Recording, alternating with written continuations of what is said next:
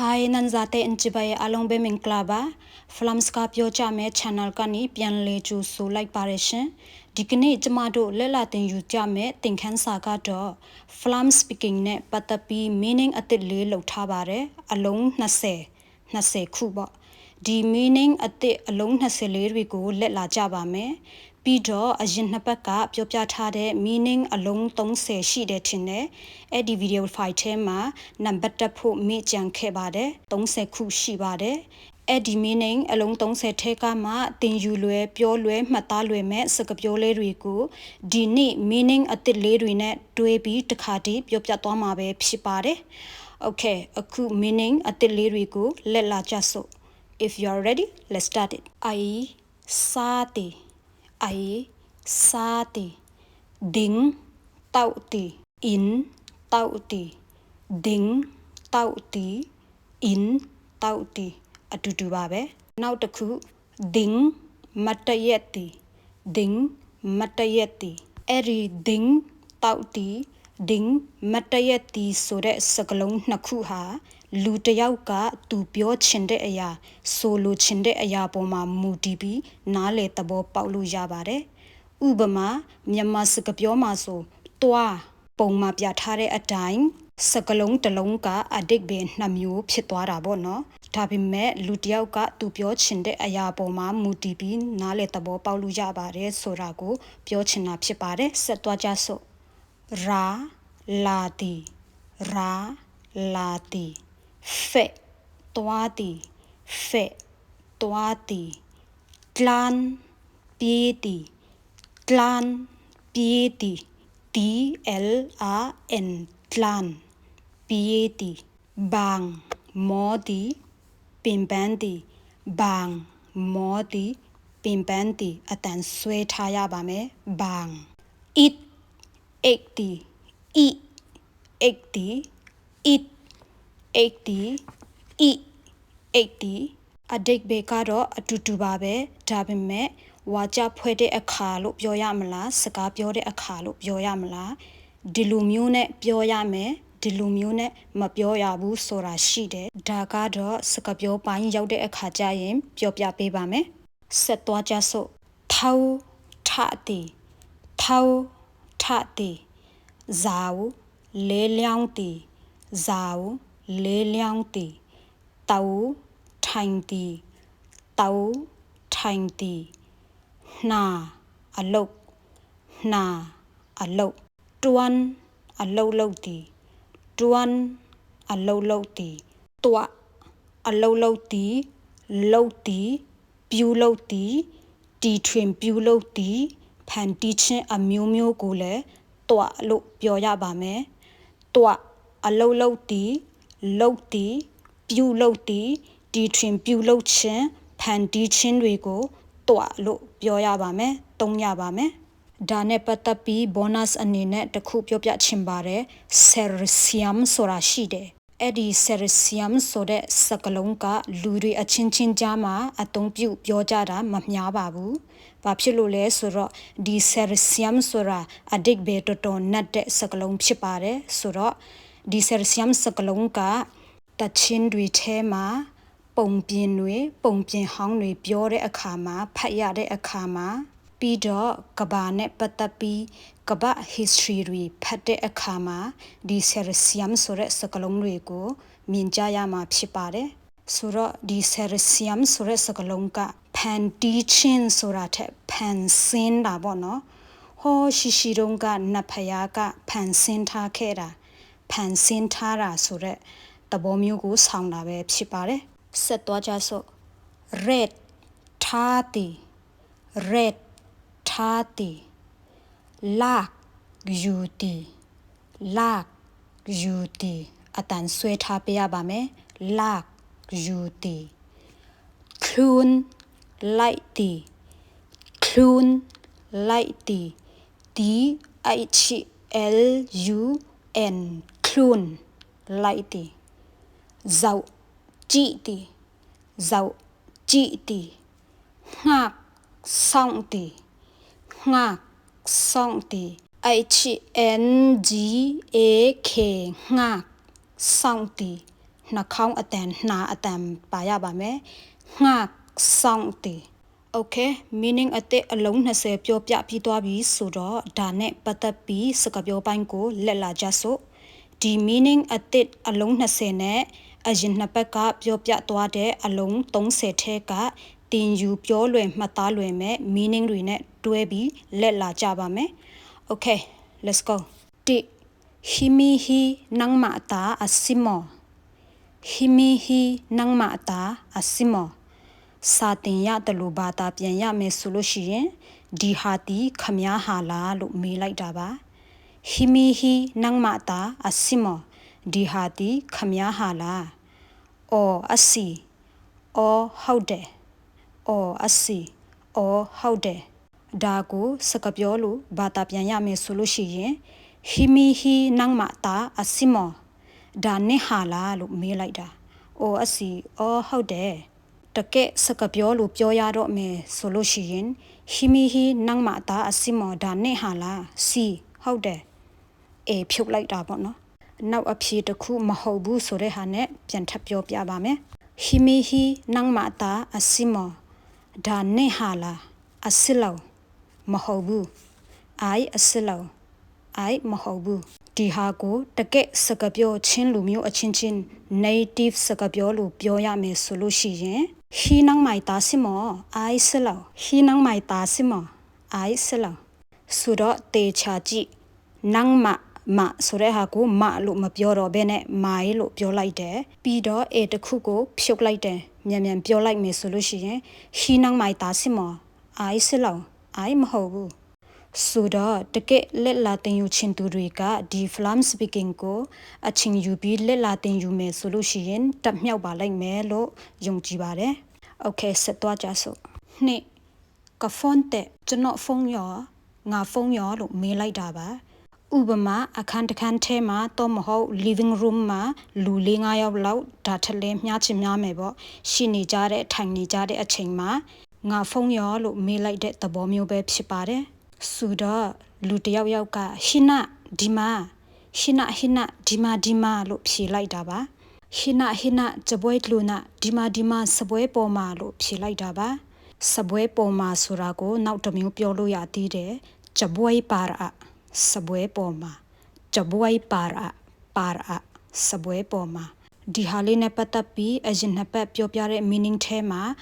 ဒီအပေါ်မှာဆိုရက်ပါရဆိုတာကိုမထည့်ခဲ့မိပါဘူးအခုမှပြန်တရိယာလို့ဒီမှာပဲထည့်လိုက်ပါတော့မယ်ဒါပေမဲ့လွန်အပါရဆိုတာအကြောင်းအမျိုးမျိုးကြောင့်အခေါ်အဝေါ်ကွဲပြားတာတွေရှိနိုင်ပါတယ်ဒါကိုလူရင်းတူရှင်းနဲ့ဒီမှာတစ်ခုပြောပြပါမယ်ဥပမာတစ်ပင်ရှိတယ်တစ်ပင်ကိုဖလမ်လို့ထင်းကုန်းလို့ခေါ်ပါတယ်ထင်းကုန်း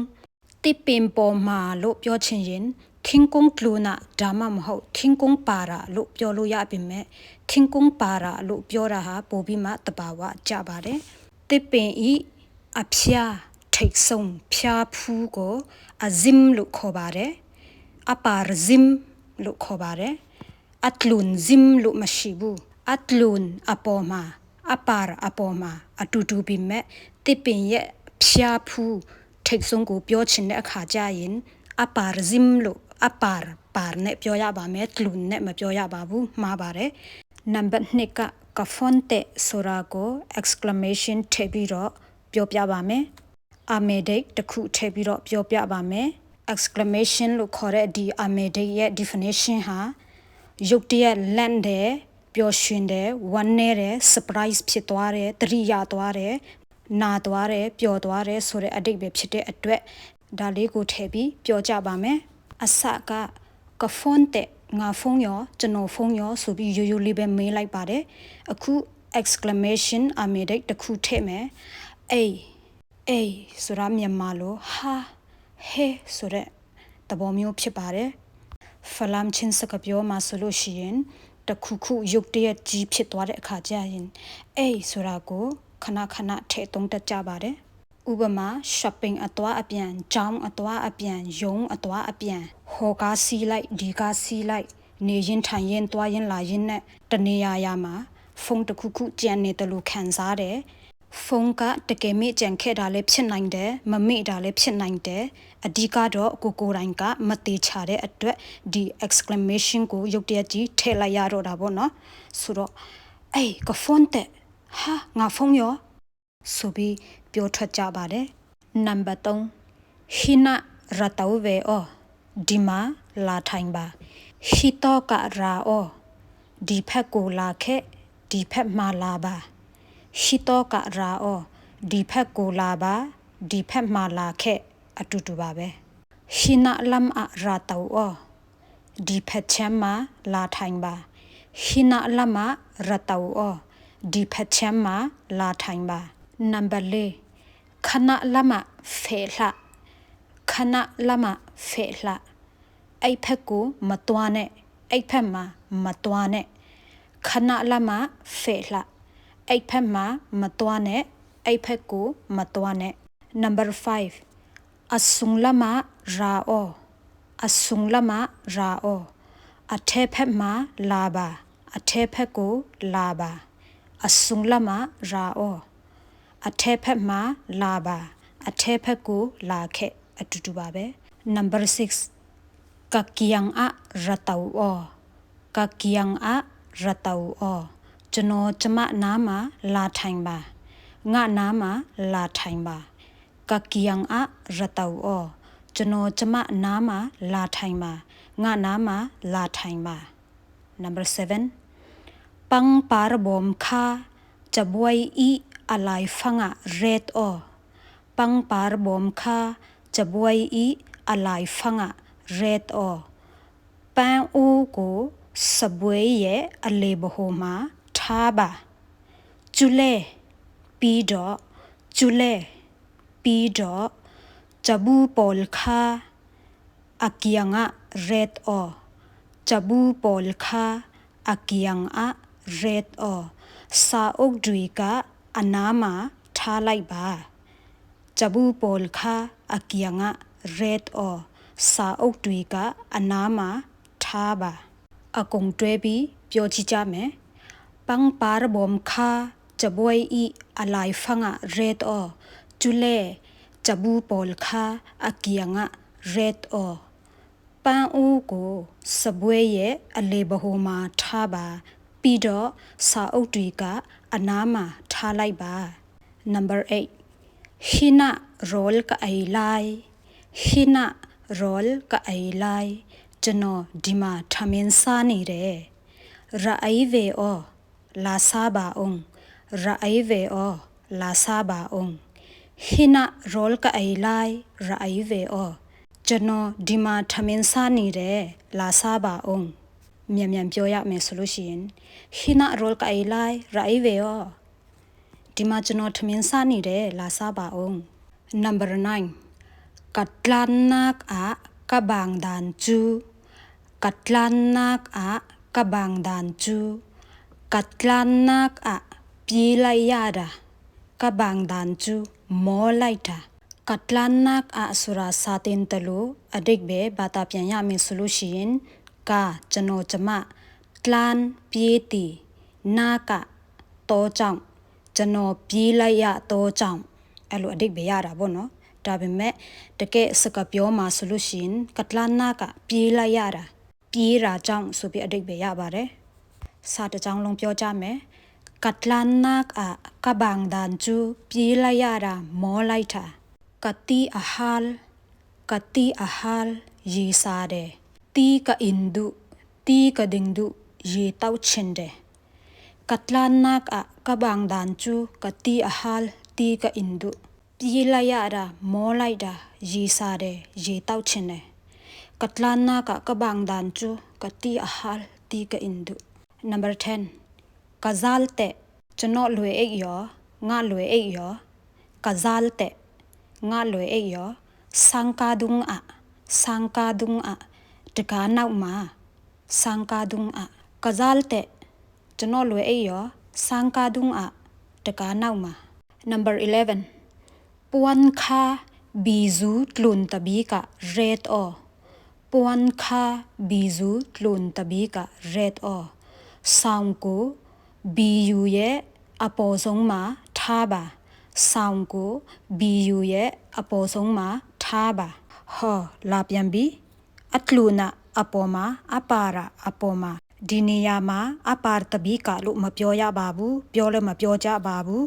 ဒီလူပြောတာမျိုးလည်းမရှိပါဘူးအတလွန်တဘီကလို့ပြောရပါမယ်ကဲဒမ်ပေါ်ချူဘီဇူနှွိုင်းတဘီက red or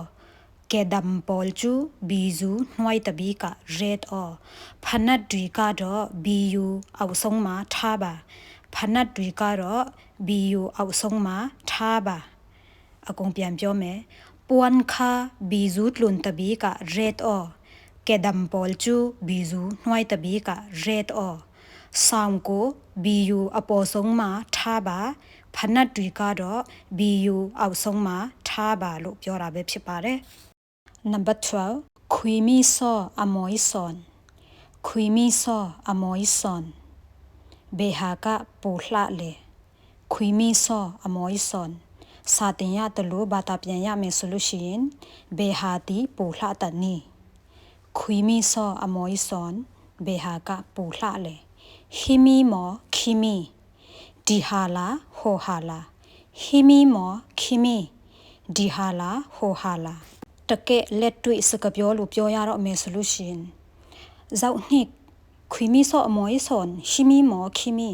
ကြည်အောင်ကြည်လိုက်အောင်ဘေဟာကပူလှလေဒီဟာလာဟိုဟာလာဟီမီအမွိဆွန်ဟီမီအမွိဆွန်ဒီဟာပူလှတယ်ဟီမီအမွိဆွန်ဒီဟာပူလှတယ်ဟီမီလာကောဒီဟာကိုယူလိုက်ပါဟီမီလာကောဒီဟာယူလိုက်ဒီဟာယူပါအတူတူပါပဲဟီမီအမွိဆွန်ဟီမီလာကောဒီဟာပူလှတယ်ဒီဟာယူလိုက်โอเคတကြောင်လုံးပြန်ပြောမယ်ခွီမီဆောအမွိဆွန်ဟီမီမောခီမီဟီမီအမွိဆွန်ဟီမီလာကောဘေဟာကပူလှလေဒီဟာလာဟိုဟာလာဒီဟာပူလှတယ်ဒီဟာယူလိုက်ဒီဟာယူပါ Number 13 He tibu hi zauta so He tibu hi zauta so tibu yebu di yebu ကဘသူဟာလဲလို့မေးလိုက်တာပါအော်ကိုင်မတာအစီအော်ကိုင်မတာအစီဟုတ်ကျွန်တော်ကျမဟာပါဟုတ်ကျွန်တော်ကျမဟာပါ He tibu hi zauta so di yebu ကဘသူဟာလဲအော်ကိုင်မတာအစီဟုတ်ကျွန်တော်ကျမဟာပါခမီပန်တဲ့ကဟောလ်ရေရောချူမီပန်တဲ့ကဟောလ်ရေရောခမီပန်တဲ့ကဟောလ်ရေရောချူမီပန်တဲ့ကဟောလ်ရေရောအဲ့ဒါကိုလိုက်ရှာနေတာအဲ့ဒါကိုကျွန်တော်လိုက်ရှာနေတာအကုံပေါင်းပြီးစာတင်ရတယ်လို့ပြန်ပြောရမယ်ဆိုလို့ရှိရင်ဟီတီဘူဟီဇောတာဆောအော်ကိုင်မာတာအစီခမီပန်တဲ့ကဟောလ်ရေရောဒီရီဘူးကဘသူဟာလဲအော်ကျွန်တော်ဥစ္စာပါအဲ့ဒါကိုလိုက်ရှာနေတာတကယ်စကားပြောမှာ native လို့ပြောရတော့မယ်ဆိုလို့ရှိရင် he တဘူးဇောက်တာအိုကိုင်မခမီပန်တဲ့ hall ရဲရောအဲ့မတေချာကြည့်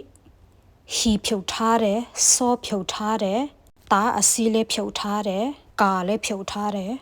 ချင်းလူမျိုးတွေအချင်းချင်းမှာတော့ဒီလို native စကားပြောတွေနဲ့ပဲအတိတ်ပဲမပြည့်မစုံနဲ့ပြောတတ်ကြတာများပါတယ်ခမီပန်တဲ့ကဟောလ်ရဲရောဆိုတဲ့နေရာမှာအပူစကားလေးထည့်လိုက်ကြစို့ thizik in ဆိုတာကိုထည့်ကြည့်လိုက်မယ် thizik in ဆိုတဲ့အတိတ်ပဲက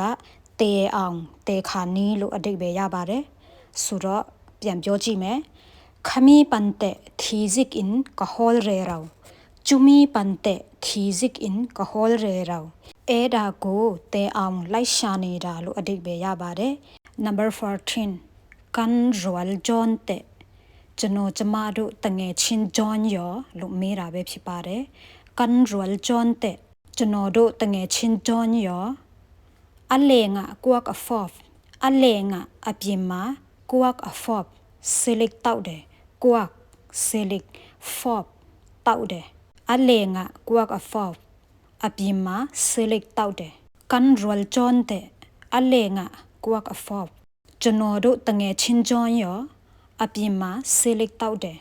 ဥပမာ birthday party လို့ပွဲတစ်ခုခုရှိတယ်ဆိုပါစို့အဲ့မှာတငယ်ချင်းအပေါင်းအသင်းမိတ်ဆွေတွေခေါ်တယ်ဖိတ်ထားတယ်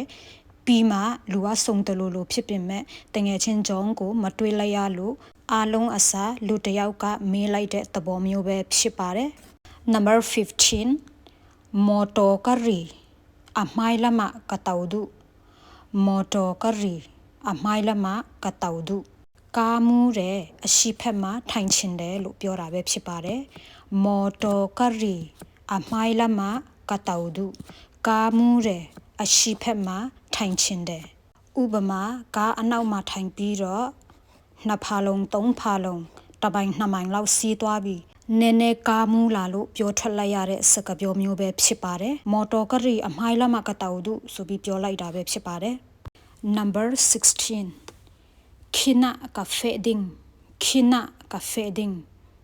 ဟောမှာသွားမယ်ကျွန်တော်ဟောမှာသွားမယ် include ပိုက်မော် include ပိုက်မော်ကျွန်တော်ကိုလိုက်ချင်လားဒါပေမဲ့အဲ့နေရာမှာ in ဆိုတဲ့ဟာကိုဖြုတ်လိုက်မယ် clun ပိုက်မော်လိုက်ချင်လား Kina cafe ding in clun ပိုက်မော်စာတင်ရတယ်လို့အတိတ်ပဲဘာသာပြန်ဆိုရမယ်ဆိုလို့ရှိရင်ကျွန်တော်ဟောမှာတွားပါမယ်ကျွန်တော်ကိုလိုက်ချင်ပါသလားလို့မေးတာပဲဖြစ်ပါတယ်ဒါပေမဲ့တယောက်နဲ့တယောက်စကားပြောတယ်လို့ပြောရမယ်ဆိုလို့ရှိရင် Kina cafe ding clun ပိုက်မော်ငါဟောမှာတွားမယ်လိုက်ချင်လားအလှမောအလှတ်မောအတူတူပါပဲအလှမောအလှတ်မောဝေးလာလို့မေးလိုက်တာပဲဖြစ်ပါတယ်အစစ်အမှန်တကယ်စကလုံးက HLAT လှတ်လို့ပြောရပါမယ် HLA လှတလုံးတီးပဲဆိုလို့ရှိရင်အဓိပ္ပာယ်ကတချင်းဖြစ်ပါတယ်လှတချင်းဒီဗီဒီယိုဖိုင်ရဲ့ meaning အသစ်ဆဆပြောတော့ကစကလုံးတလုံးတီးနဲ့အဓိပ္ပာယ်နှမျိုးကွဲထွက်သွားတဲ့စကလုံးပဲဖြစ်ပါတယ်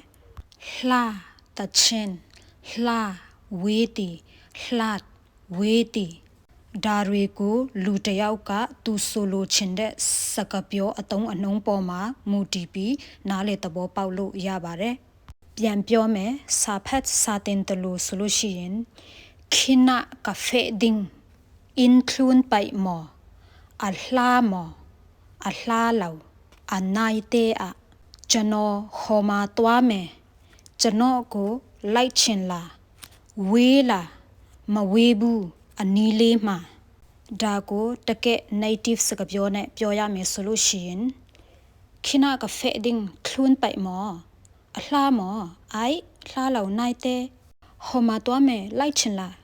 ဝေးလားဝေးဘူးနီးနီးလေး Number 17ka i mu tuk zau ayan ek chin ne bi အဲ့ဒီမှာအစောပိုင်းက it နဲ့ e နဲ့ပြောထားတယ်နော်ဆိုတော့အရန် ek chin ne bi ဆိုလို့ရှိရင် ka i mu tuk zau လို့ပြောရပါမယ် ek တော့မယ်ဆိုလို့ရှိရင် ka it khang ding လို့ပြောရပါမယ်အရန် ek chin ne bi ka i mu tuk zau i ek တော့မယ် ka it khang ding it ka it khang ding Number 18 phone zau non hla phone zau non hla phone ma chi ne ro phone zau non hla phone ma chi ne ro cha zau o sa chi ba cha zau o sa chi ba phone zau non hla cha zau o phone ma chi ne ro sa chi ba လို့ပြောတာပဲဖြစ်ပါတယ်ဒီစကားပြောလေးကတော့ချင်းလူမျိုးတွေကြားမှာမိဘတွေကကိုသားသမီးကိုအမြဲလိုပြောနေကြတဲ့စကားပြောလေးပဲဖြစ်ပါတယ်တကယ်စိတ်တူတဲ့အချိန်တွေမှာဆိုလို့ရှိရင်အော်ပြီးပြောတတ်ကြပါတယ်ဖုန်းဇောက်နွန်လှကြားဇောက်အော်ဆိုပြီးတော့မှပြောတတ်ကြတာပဲဖြစ်ပါတယ် Number 19 in ဇောက်အော် in ဇောက်အော်ကျွန်တော်ကိုကြည့်ပါကျမကိုကြည့်ပါငါကိုကြည့်ပါလို့အဓိပ္ပာယ်ရပါတယ်in ဇောက်အော်ငါကိုကြည့်ပါ in ဇောက်လှကျွန်တော်ကိုမကြည့်နဲ့ကျမကိုမကြည့်နဲ့ငါကိုမကြည့်နဲ့ in ဇောက်လှငါကိုမကြည့်နဲ့ in ဇောက်အော်ငါကိုကြည့်ပါ in ဇောက်လှငါကိုမကြည့်နဲ့ Okay the last number 20 in ငါအော် in ငါအော်ကျွန်တော်ကိုစောင့်ပါကျမကိုစောင့်ပါငါကိုစောင့်ပါ in ငါအော်ငါကိုစောင့်ပါလို့အဓိပ္ပာယ်ရပါတယ်ဥပမာ Kina cafe ding ဟောမှာတွားမယ်တငယ်ချင်းတယောက်က in ငါကော ငါကိုဆောင်ပါငါကိုဆောင်အောင်အဲ့လိုအဓိပ္ပာယ်ရပါတယ်โอเคဒီနေ့သင်ခန်းစာလေးကတော့ဒီလောက်ပါပဲရှင်ခဏအတန်ထွက်အပိုင်းနဲ့ပတ်သက်ပြီးတော့ဒီ၃မျိုးလေးကိုတတ်နိုင်တဲ့လောက်ပြောပြထားချင်ပါတယ်အခုဒီစကားပြောရဲ့အောက်ဆုံးက number 20 in ငါကောငါဆိုတဲ့အတန်ထွက်လေးဖြစ်ပါတယ်ငါဒီအတန်ထွက်လေးကိုမှန်မှန်ကန်ကန်ပြောထွက်နိုင်အောင်ငါမြန်မာလိုအနည်းဆက်ဆုံးညက်ကိုပြောကြည့်လိုက်ပါညက်နှာခေါင်းအတန်ထွက်ရပါမယ်ညက်ညိငေါ့ဟုငါခေပါတဲ့အတွက်ငါအောက်ကမြန်အတန်နဲ့ငါ in ငါအော်ဟုတ်ပြီနောက်တစ်ခု meaning ထက်က number 6 clan DLAN clan ပြေးတီ clan ဒီအတန်ထွက်ကိုမြန်မာလိုတိတိကျကျပြောလို့လည်းမရတလို့ရေးလို့လည်းမရဘူးဒါပေမဲ့မပြောထွက်နိုင်စရာအကြောင်းမရှိပါဘူးဆိုတော့ရှာအလေရဲ့ထိတ်ကိုအပေါ်ရှိသွားရဲ့အနောက်ကအပေါ်လေးနဲ့ထိပြီးတော့မှ clan အဲ့လိုထိတဲ့အချိန်မှာဗဇက်ရဲ့ဘေးနှစ်ဖက်ကလေဝင်လေထွက်ရှိပါလိမ့်မယ်အဲ့ဒီလိုရှာဖျားထိတ်နဲ့အပေါ်ရှိသွားကအပေါ်နိုင်ရန်လေးထိတဲ့အချိန်မှာလေကိုအတကုံရှူကြည့်လေဟာဗဇက်လေကနေမဝင်ပဲဗဇက်နှစ်ဖက်ရဲ့လွတ်တဲ့ညာကနေလေဝင်နာကိုခံစားရပါလိမ့်မယ်အဲ့ဒီအချိန်မှာ clan အဲ့ဒီအချိန်မှာရှာကိုမလုံးခိုင်းရပါဘူးရှာကိုပပလေးပြပလေးနဲ့ထားရပါမယ် clan အတန်ထွက်ကြည့်လေကိုအရင်ရှူ clan ဆိုပြီးအတန်ထွက်မှန်ကန်လာပါလိမ့်မယ်ပြီးတော့နောက်တစ်ခု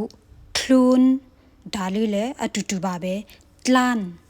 clun ဒီ clun ကတော့အဲ့ချစ်တလုံးပါတယ် clun ဆိုတော့ဒါလေးကတော့ရှာလေးလုံးပေးရပါမယ် clun အခုနအတိုင်းပဲရှာလေးကိုလုံးအဲ့ရှာလုံးရဲ့အထိတ်လေးနဲ့အပေါ်ရှိသွားကအနောက်နိုင်ရန်လေးနဲ့ထိပြီးလေကိုရှူကြည့်လေကဗဇက်နှစ်ဖက်ကနေလေဝင်နာကိုခံစားရပါလိမ့်မယ်အဲ့အချိန်မှာလေကိုရှူပြီးရင် clun လို့အတန်ထွက်ပြောဆိုလိုက်ပါလေရှူတဲ့အချိန်မှာအတန်ထွက်ကိုမပြောဆိုပါနဲ့